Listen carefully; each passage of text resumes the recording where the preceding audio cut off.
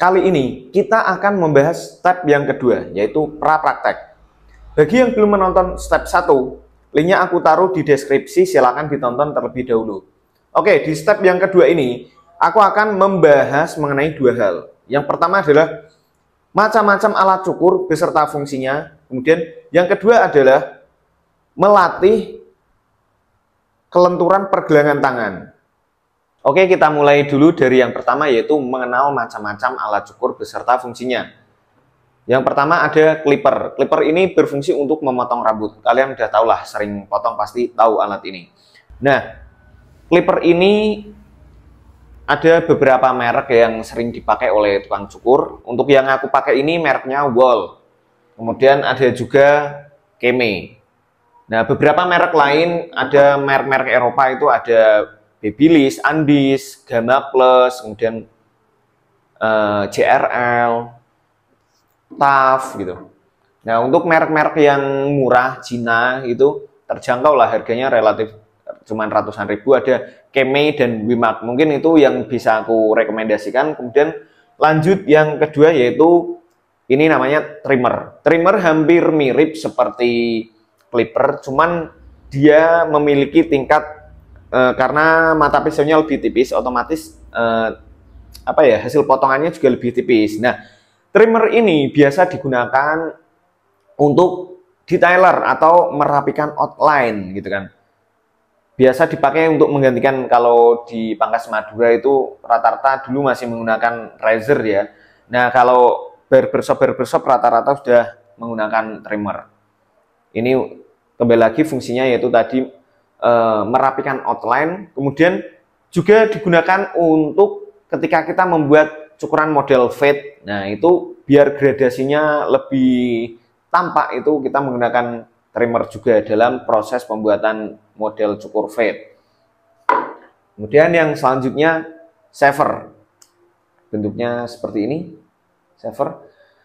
Nah, ini digunakan sebentar. Yang trimmer ini selain tadi membuat outline sama membuat cukuran fade, juga bisa untuk merapikan kumis. Jadi mungkin kalian yang bukan tukang cukur juga nggak apa-apa beli trimmer ini, karena bisa untuk kumis, jenggot, jambang. Nah, ini pakai trimmer.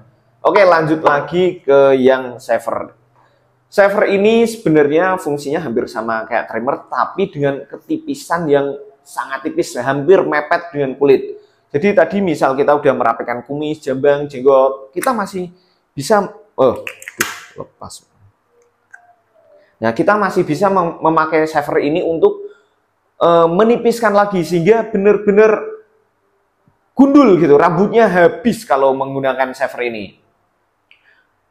Nah, selain untuk memotong kumis, membersihkan kumis, jambang, jenggot, ini juga shaver digunakan untuk mungkin kalau ada customer minta cukur botak yang benar-benar pontos, mungkin kita pakai clipper, pakai trimmer. Nah, yang terakhir pakai shaver untuk benar-benar menghabiskan rambutnya.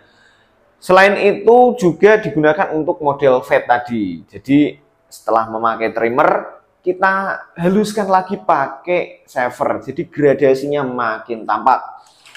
Oke, selanjutnya ada razor. Dalamnya itu silet, mungkin kameramen bisa difokuskan, udah kelihatan, ya kan? Nah, ada siletnya. Ini fungsinya hampir sama kayak trimmer tadi, membuat detailer, merapikan outline. Tapi mungkin zaman sekarang fungsinya sudah agak tergantikan dengan trimmer ya, karena silet kan juga kalau biasanya kita habis disilet ada perih-perihnya kalau kita mandi, dan mungkin zaman sekarang orang lebih memilih menggunakan trimmer. Tapi trimmer ini juga nggak bisa sebersih razor. Jadi biasanya setelah di trimmer masih ada yang di razor supaya lebih detail outline-nya.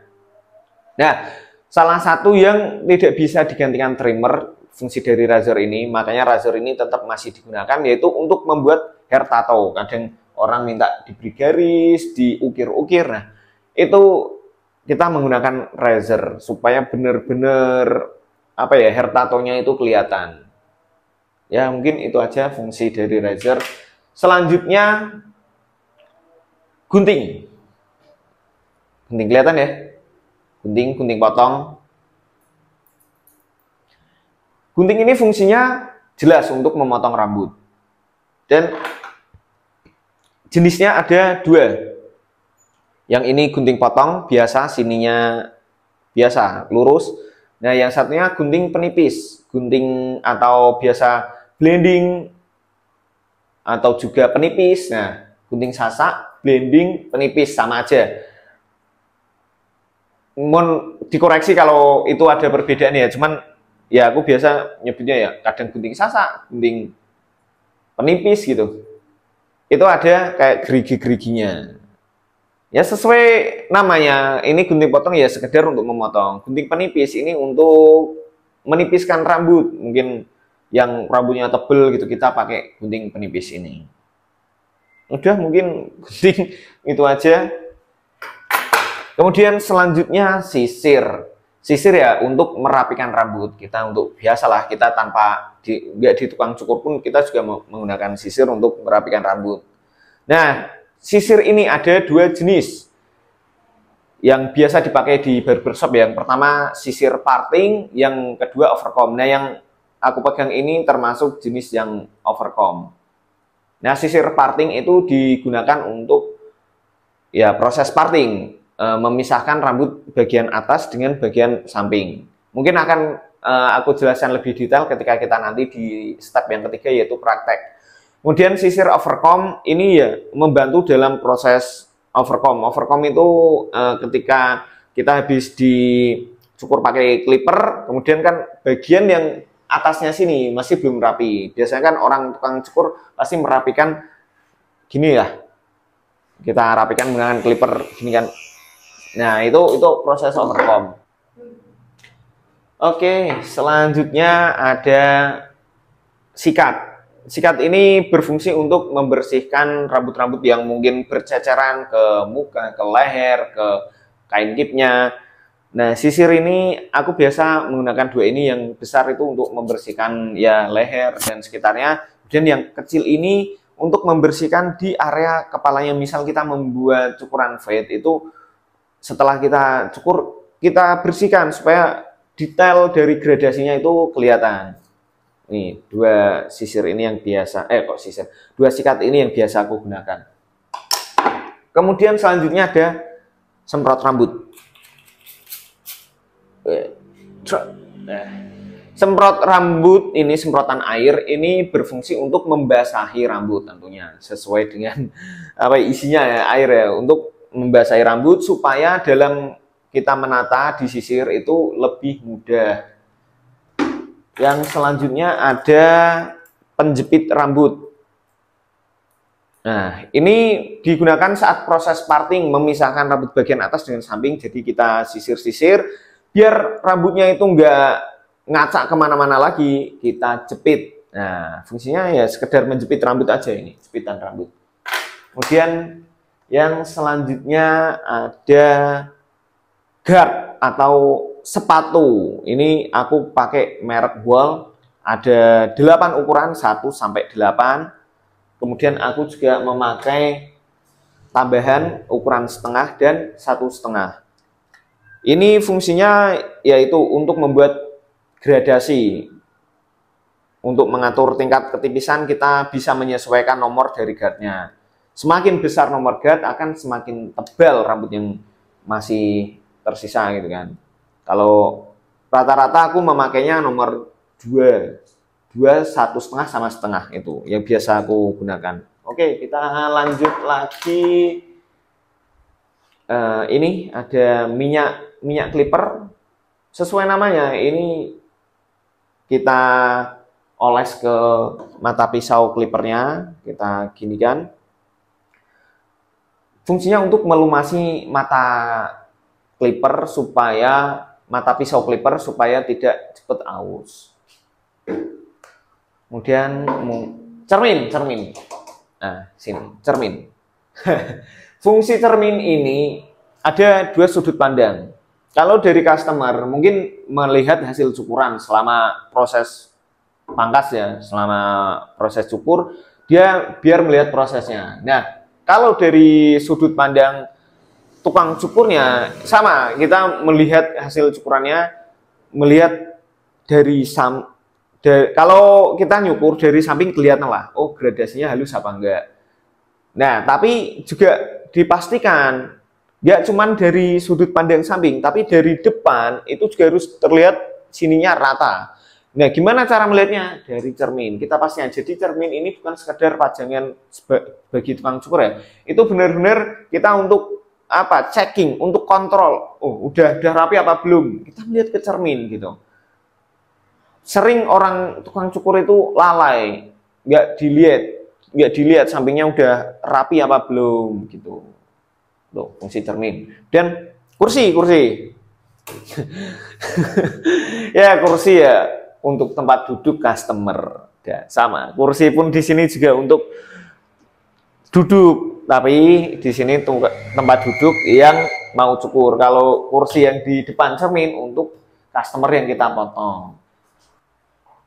Oke, yang terakhir ada kain kip. Nah, ini digunakan untuk menutupi tubuh customer supaya tidak terkena rambut-rambut yang dipotong, supaya tetap bersih tubuh dari customer.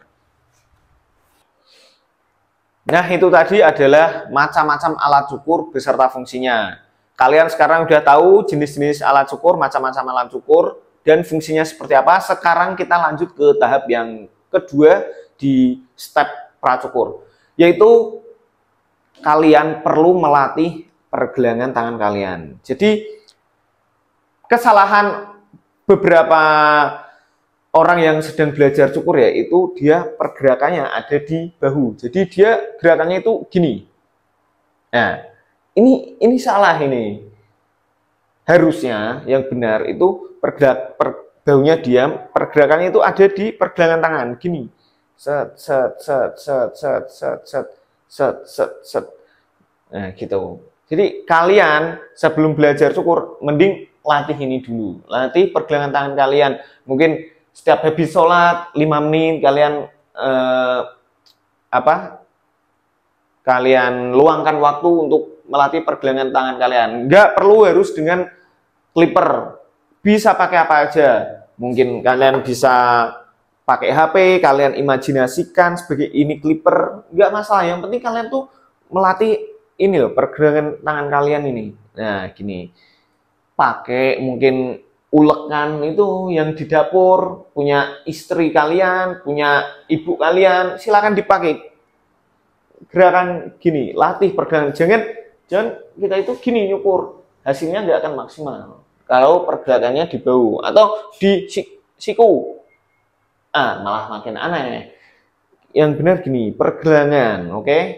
Itu dulu yang perlu kalian latih sebelum kita lanjut ke step berikutnya. Step yang ketiga yaitu nanti kita langsung praktek, akan aku kasih tahu dasar-dasar teknik mencukur. Dasar ya, ini sekedar kita itu bisa nyukur untuk mencari rezeki udah cukup lah itu menurutku. Karena yang aku share di sini juga yang aku praktekkan, dan aku juga sudah membuka cukur, alhamdulillah mendapat beberapa, ya cukup banyak lah customer yang udah langganan sama aku. Oke, cukup sekian konten kali ini. Minta tolong untuk klik like, comment, share, dan subscribe. Terima kasih.